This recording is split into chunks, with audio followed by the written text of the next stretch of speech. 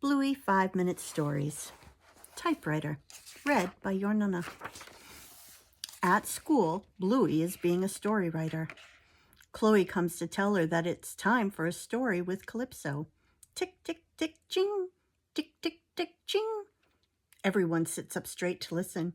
Snickers tries and tries, but whoops.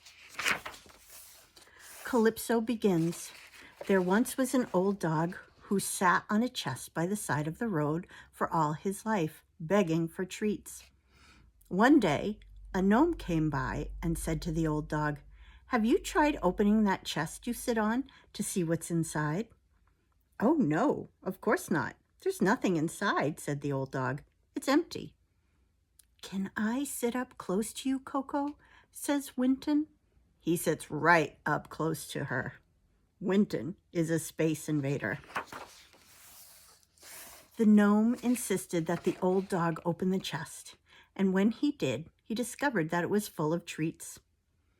Bluey doesn't think the story makes much sense, so she decides to write a new one with a better ending. But when she and Chloe get back to the typewriter, it's gone. "Hey, where'd the real typewriter go?" "I'll go ask Calypso," says Bluey. "I can't be a story writer without a real typewriter." On her way to find Calypso, Bluey sees Snickers. He looks sad. "Hey, Snickers, what's wrong?" "Everyone else has learned to sit except me." "But you're a sausage dog," says Bluey. "It's going to take you longer because you're longer." "I hate being a sausage dog," Snickers moans. Bluey suggests that Snickers come to find Calypso to see if she can help them both. On the way, they bump into Winton. He looks sad too. "Hey, Winton, what's wrong?" "Everyone keeps running away from me." "Why don't you come to see Calypso with us?" asks Bluey. "Maybe she can help." "Okay," says Winton. "I'll follow you." The three friends head off until they are stopped by the Terriers. They are playing a game. "Hey, we're shooting bows and arrows at you," the Terriers say when Bluey, Snickers, and Winton don't fall over. "Not real ones," says Snickers. "Please, can you pretend that they're pretend real?"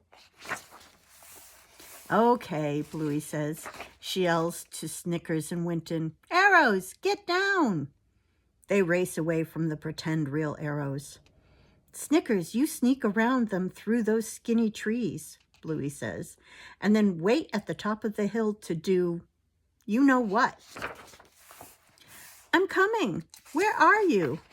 Snickers sneaks through the skinny trees as a terrier tries to spot him, but Snickers' sausage shape keeps him hidden. Meanwhile, Bluey has an idea for getting past one of the other terriers. "Ask him a question," she tells Winton, "and then he'll run away." Winton is confused. "Why would he run away if I asked a question?" "Because you're a space invader. It's someone who stands too close." Winton gives it a go. "Are you gluten-free?" Winton, not so close. "Just tell me, are you gluten-free?" "Ah!" It works. The last terrier has them trapped, but Winton has an idea. "Use this shield," he says, handing Bluey a pretend real shield. "Okay," says Bluey. "Hang on." Ping! Badoing! Ping! Badoing! Ping! They escape and scare the terrier away. Bluey and Winton run up the hill, but the terriers soon chase them. Bluey shouts to Snickers, "Snickers, now!" "Sausage roll! I love being a sausage dog." "Good one, Snickers," Bluey and Winton shout. Then Bluey laughs. "Hey, Winton, look." Winton isn't standing too close. "I'm not a space invader." Finally, Bluey asks Calypso where the real typewriter has gone. "It's around here somewhere," says Calypso.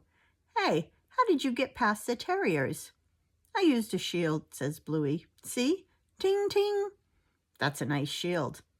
"Okay, typewriter, where is it?" She smiles. "What if I asked you to show me a typewriter?"